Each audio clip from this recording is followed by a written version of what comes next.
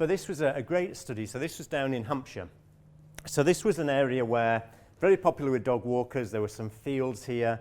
There was sheep grazing in here because that was if you keep the grass down at certain times, that's good for wildlife. And also up here was an Iron Age fort, which had lots of ditches, which is where the fort was. And again, they were grazing that, but actually you couldn't always see if the sheep were there because they were kind of hidden. And one of the difficulties they had was that a bit too much dog poo left, well, a bit too much, actually, you really want none. Too much dog poo. Sheep being chased such that even though they offered the grazing to local farmers for free, they didn't want their sheep to go there because they were being attacked. And actually up here, they didn't want dogs in here because it was just really hard to see where they were, period. There was a right of access as there is under the Countryside and Rights of Way Act, like there is in Scotland, like there is in Wales, sorry, so that they couldn't actually generally stop people going. So what they did, they tried to deal with the why issue. So they actually said, okay, we're going to accept that people want to come here to exercise their dogs off lead. Because an old school approach would be say, let's just say all dogs on leads all the time. But actually we know that that wouldn't have worked because either they would have ignored it or most people would have gone somewhere else because they're looking for that experience. So how do we accommodate that need rather than suppress it? And that's a key thing for yourselves really, because you want people with dogs to come, you just don't want them to be causing problems. So they actually said, let's, what we call in psychology terms, subjective norm, but that's like peer pressure. How do we develop rapport with this community of dog walkers so they don't see us as the big bad council, but actually people who are saying, yeah, come, let's have a great time, and we know and we love your dog. And these are ways of doing it so you have less hassle and we have less hassle too. So what they wanted to do is, how do we make it easier to deal with dog waste, and how can we be clearer about where dogs can be on and off lead? Because the sheep weren't all over the place. Certain times they were in one place and not the other, but there wasn't information to help people know about that. So what they did was they moved one waste bin, because actually you can have the same number of bins, but moving them about can actually make picking up much more likely. They had an event for dog owners to actually, now this is a scary one, talk to their customers to find out what their perceptions were. I know it sounds simple, doesn't it? But actually that's really important to give you those clues of why are people doing what they think. Because we often know too much. It's how do you see it through your visitor's eyes that's important. They had some guided walks to help people understand about the hill fort and the sheep and why it was they really didn't want dogs up there at all. And introduced a traffic light system. It's evolved from this now because these don't work particularly well if you're colourblind. So they added words underneath, but you've got a red paw for no dogs, amber or yellow for like dogs on leads, and green for dogs can be off lead while they're still under control. So you can call them back. Because one of the key things is knowing where the rule changes. Because we're often very good at putting up signs saying dogs need to be on lead here, but how often do you see signs that say actually the on lead area's ended? It's a bit like having like a 30-mile-an-hour speed limit as you come into Cowbridge. But what if there were no signs as you came out to tell you where you could go faster? You would start making your own decisions, and sometimes you wouldn't make good decisions. But again, we're very good at saying no, but we don't say yes. So that's what they did. And so actually the results they got, these were before and after pictures. So somebody had the great job of sticking a little flag in where there was a dog poo, and you can just see that it's never going to be perfect. You know, that's what people are like, but a huge decrease. But when they asked them, were clearer about where the livestock was, because when they went into the car park, there was information that said, you can go this way, that's where the sheep, so you need to be on lead, but if you want to have an off-lead experience, you can go this way and there's no sheep. And that's what people will do, they will take that choice. So there was information, unreliable information, and signage that changed to make that clear. And there was a leaflet to help them understand the system. And there have been no attacks on sheep since. And that's for like 5 years now. Because actually they've given people the option to avoid the sheep. But before they didn't, it was like, where can I go? There's a project I was down in Cornwall 2 weeks ago where they're doing the same thing with cattle, because as you may be aware, actually every year in the UK, about 3 or 4 people are killed by being trampled to death by cattle. Not always with dogs, but that's a bit of a fallacy. It can happen without dogs, but often dog walkers are associated with it, but actually with half of all visitors going out with a dog, it's pretty likely. But, you know, horrific. And horrific for the farmers, because it's, you know, there's all sorts of, apart from the thought that your animals have killed somebody, the legal implications and the paperwork and the upset is terrible. And probably you'll know some of this situation where you're trying to go in and there's cows there, you know, and you've got a right to go through there in a way because there's a public right of way there. It's, without the farm animals, we wouldn't have the countryside looking like it does. But actually, you don't really want to do that. So what's actually happening in Cornwall is that they're working with the farmers to say, actually, we'll put in these temporary alternatives so you can just avoid the cattle on the path. And it's working. And this is something being done with the National Farmers Union and the Health and Safety Executive and the local ramblers, because it's giving them a choice, because the walkers are like, oh, yeah, let's go another way and avoid the cows. But actually, we don't say that. The traditional approach would be, oh, cows, dogs on leads and stuff, whereas actually the dog walker doesn't want to go through there anyway. So it's just changing this way of thinking, and actually there's lots can be done to actually help the farmers or the accommodation providers or whatever it is, and help the dog owners have a good experience too. This is great. This is, at Easter I went up to Shetland, so those are the islands even further north than us.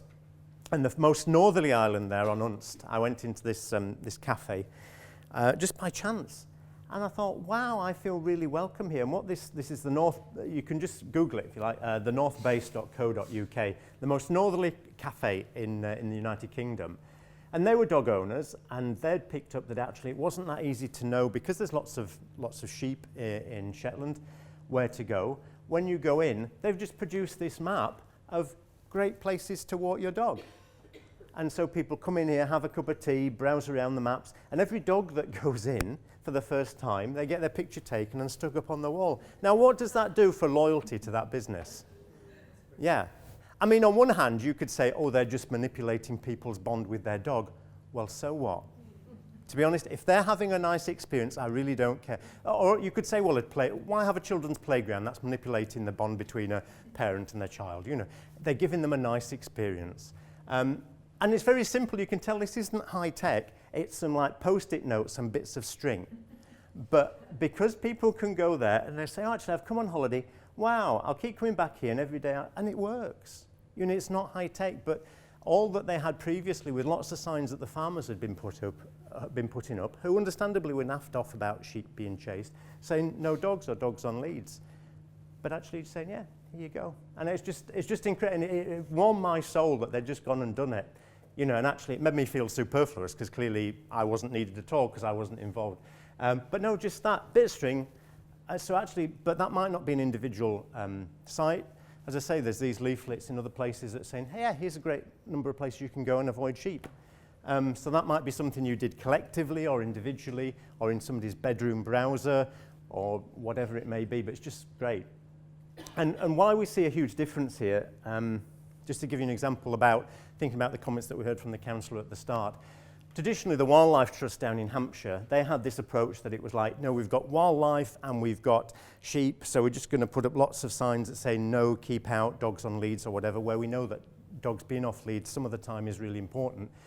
And there were just all sorts of stuff in the papers. They lost lots of members because, for example, the RSPB, Royal Society for the Protection of Birds, 40% of their members have dogs as well as being bird lovers. It isn't a dogs versus everybody else situation. So they had lots and lots of hassle, and then they just changed their approach and said, okay, how do we work with the fact that actually dog owners are interested in our sites? That's why they're coming here. How do we just reduce the negative impacts? So, for example, one of the things they did, this is a site, this river, they didn't want dogs going in and out of it as it was happening because it was causing the banks to erode, which made it hard for the fish to spawn, which wasn't good for the animals or the otters. And their traditional approach was just, right, let's fence off all the stream and stop these horrible dog owners going in. And what happened? Either the dogs jumped over or some people, causing criminal damage, cut the fence to let the dogs go through. You're probably familiar with this situation. But what they did is say, okay, let's turn this around. People want the dogs to go into the river. So on this bit where it was nearest the path, so most disturbed for wildlife anyway, let's produce a way for dogs to get in and out without getting muddy, because actually dog owners will prefer their dogs to not get muddy coming in and out. So they put these sleepers in and some gravel, and so the dogs can go in here, and they didn't want access to all the riverbanks. They wanted access to somewhere where the dogs could cool off. And so, it's just that different attitude, because saying no didn't work, and saying yes in a managed way can work really well. Again, the Malvern Hills, so a bit heading up towards Birmingham from here again. If you're a visitor there, in the weekly newspaper and on their website, it tells you where the sheep are being grazed on the hills, so you can choose which car parks to use to avoid where the sheep are.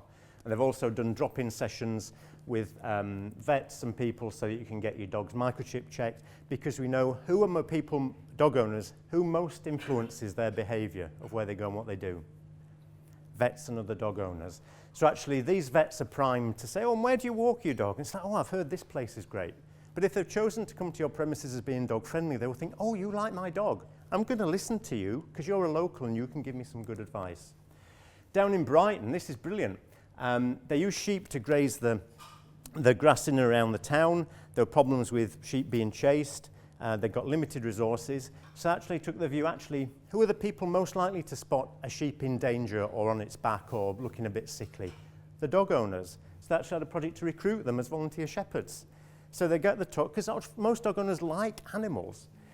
So they engage with them. And as part of this is the stuff about having your dog on a lead, or actually here's some ways to avoid where the sheep are, but actually got them to check, is the water trough still got water in it? Are you seeing any other dogs chasing the sheep, and report them? And just worked with them. And actually, brilliantly, if you go to their website for Brighton and Hove Council, you can go on and find the areas where sheep are grazing now, sheep grazing soon, no sheep. So you've got that choice. And they even have a Twitter account. Amazingly, they've trained this sheep to run a Twitter account, and what it does, it sends out a tweet to say when the sheep are being moved. Again, that might not happen everywhere, and for an individual farmer, there's always going to have some sheep somewhere, but can you see, it's just helping people do the right thing. And Dorset Dogs, again, I can't go through it all, but just go to that website. And again, that was all designed to actually help reduce conflict between dogs and wildlife, but in a way of helping people know where they can go and have a good experience. And sometimes it's seasonal, so that changes, and they have Dog of the Month on it and all that sort of thing.